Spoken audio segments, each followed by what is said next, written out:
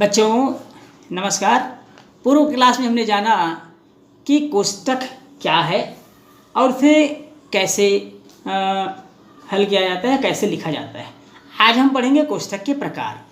तो अभी तक हमने जितने भी उदाहरण थे उसमें लगभग एक ही प्रकार के कोष्ठक का प्रयोग किया, पर कभी कभी एक से अधिक प्रकार के कोष्ठकों को उपयोग करने की आवश्यकता होती है, जिनमें कोष्ठक हैं जैसे इस प्रकार का कोष्ठक है। आगे बताऊंगा मैं इसको क्या कहते हैं। इस प्रकार का कोष्ठक आपने देखा होगा, इस प्रकार का भी कोष्ठक आपने देखा होगा, इस प्रकार का भी कोष्ठक आपने देखा होगा। अब हम चलते हैं इसके नाम। इसे हम कहेंगे पैरेंथेसिस अर्थात छोटा कोष्ठक, जिसका प्रयोग हमने पिछले के सभी सवालों में लगभग किया है। इसे हम बोलते हैं मंझला कोष्ठक। मंझला कोष्ठक या सर्पाकार कोष्ठक, क्यूरी ब्रैकेट्स आर ब्रेसेस, हम इसको बोलेंगे सर्पाकार या मंझला कोष्ठक। क्या बोलेंगे हम? मंझला कोष्ठक। ये जो लाइन के जैसा आपको दिख रहा है ये रेखा कोष्ठक है, जिसको हम बार भी कहते हैं। और जो ब्रैकेट की तरह दिख रहा है इसको वास्तव में बड़ा ब्रैकेट कहा जाता है, बड़ा कोष्ठक, जो वर्गाकार कोष्ठक के नाम से भी जाना जाता है। तो ये तो थे कोष्ठक के प्रकार। गणित की मान्यता के आधार पर इसे हल करने का सही तरीका इस प्रकार होना चाहिए। सबसे पहले हम हल करते हैं रेखा कोष्ठक को। ध्यान समझ लीजिए बच्चों, सबसे पहले हम हल करेंगे रेखा कोष्ठक को, उसके बाद हम हल करते हैं, इधर चलिएगा ना, इसके बाद हल करते हैं छोटा कोष्ठक या पैरेंथेसिस। उसके बाद हम हल करते हैं सर्पाकार कोष्ठक, ब्रेसेस, क्यूरी ब्रैकेट्स भी बोलते हैं इसको, क्यूरली ब्रैकेट्स। उसके बाद हम हल करते हैं वर्गाकार कोष्ठक या बड़ा कोष्ठक। तो इस क्रम में हम सवाल को हल करते हैं। आइए इसे एक उदाहरण से समझते हैं। अब हमारा प्रश्न है, हल कीजिए 5 एक ऋण बड़ा कोष्ठक में, 2 एक ऋण 4 धन सर्पाकार कोष्ठक में 7 एक ऋण 3, फिर छोटे कोष्ठक में 3 एक धन 2 एक्स जो रेखा कोष्ठक में है, छोटा कोष्ठक बंद, मंझला कोष्ठक बंद और बड़ा कोष्ठक बंद। अब जैसा कि आपको बताया गया, सबसे पहले हम हल करेंगे रेखा कोष्ठक को। किसे हल करेंगे हम? रेखा कोष्ठक को। बाकी को यथावत ज्यों को त्यों आप उतार लेंगे। ध्यान समझिएगा, बहुत सरल है, लेकिन थोड़ी सी चूक प्रश्नों को गलत कर देती है। 3 एक्स और 2 एक्स पहले हम रेखा कोष्ठक हल करेंगे तो दोनों के बीच जोड़ने की संक्रिया हो रही है। 3 और 2 हो जाएगा 5 एक्स। बाकी को ज्यों का त्यों उतार देंगे।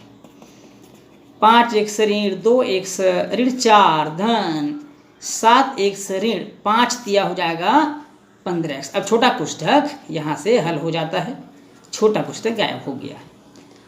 अब हम आते हैं 5 एक्स ऋण 2 एक्स ऋण 4 धन। अब हम सर्पाकार कोष्ठक में चलते हैं। 15 एक्स में 7 एक्स घटाएंगे तो ऋण 8 एक्स प्राप्त होगा। बड़ा कोष्ठक है, छोटा कोष्ठक हल हो चुका है। 5 एक्स ऋण 2 एक्स ऋण 4 धन और ऋण का गुणा ऋण होगा। अब सर्पाकार कोष्ठक भी हल हो गया। अब हमारे पास बचा है वर्गाकार कोष्ठक या बड़ा कोष्ठक। आगे बढ़ते हैं। 5 एक्स ऋण, अब इसके अंदर में देखिएगा 8 एक्स में सबसे पहले घटाएंगे हम 2 एक्स को, तो कितना बचेगा? ऋण 6 एक्स बचेगा। ऋण 4 बचा हुआ है। आगे देखते हैं।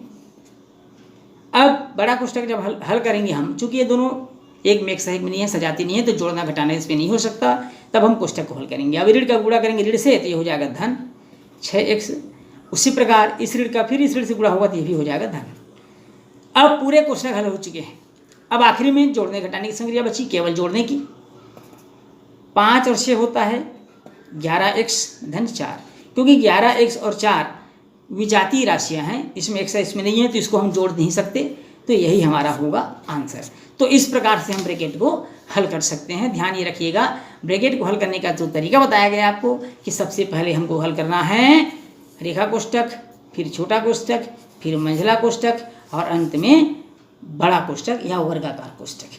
तो इस तरह से हम किसी भी प्रश्न को अगर क्रम मालूम हो, सही क्रम मालूम हो तो हम हल कर सकते हैं।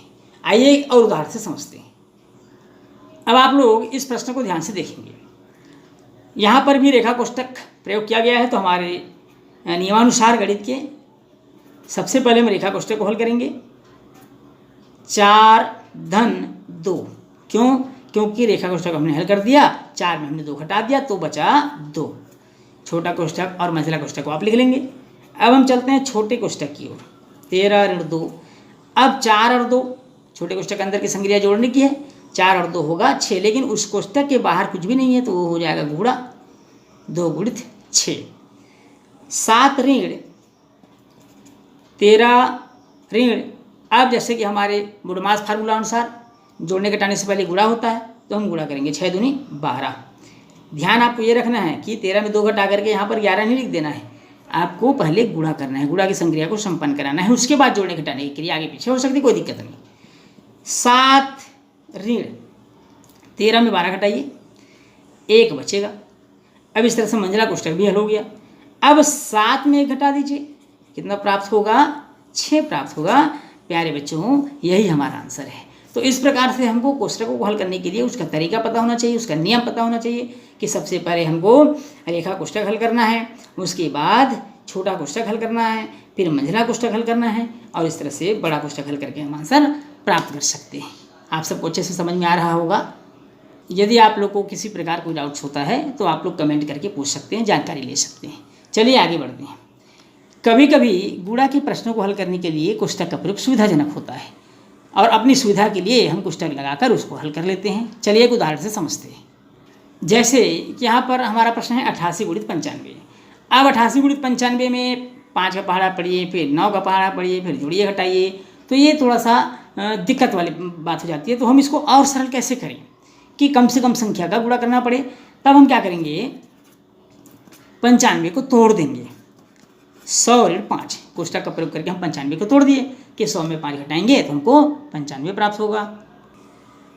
अब हम क्या करेंगे, इस 88 का गुणा पहले होगा 100 से, बारी बारी से होगा, पहले 100 से होगा और फिर उसके बाद क्या हो जाएगा, 5 से गुणा हो जाएगा, बीच में ऋण का चिन्ह है, 88 गुणित 5। अब 88 का 100 से गुणा करना सबसे आसान काम है, 2 ठो शून्य बढ़ा दीजिए 88 में तो 100 से गुणा हो संपन्न हो गया। अब 5 का पहाड़ा, यहाँ हम 9 का भी पहाड़ा पढ़े थे, यहाँ केवल 5 का पहाड़ा पढ़ना पड़ रहा है। 88 का 5 से गुणा करेंगे तो 5 अट्ठे 40, 4 44, 440 मिलेगा। अब 8800 में 440 घटाएंगे तो हमको मिलेगा 8360। तो इस प्रश्न के हल करने के लिए हमने कौन से नियम का प्रयोग किया है? आप लोग पूर्व की क्लास पढ़ा होगा, आप लोग को याद आ रहा होगा। यहाँ पर हमने वितरण नियम का प्रयोग किया है। बच्चों, यहाँ हमने किस नियम का प्रयोग किया है? वितरण नियम का।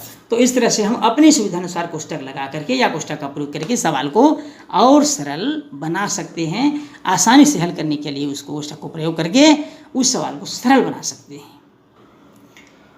प्यारे बच्चों, उम्मीद करता हूँ कि आप सभी को यह अध्याय कोष्ठकों का प्रयोग अच्छे से समझ में आया होगा। यदि किसी भी प्रकार की कोई शंका हो या समस्या हो तो कमेंट्स जरूर करें। बेझिझक दिए गए नंबर पर आप कांटेक्ट करें, अपनी समस्या का समाधान लें।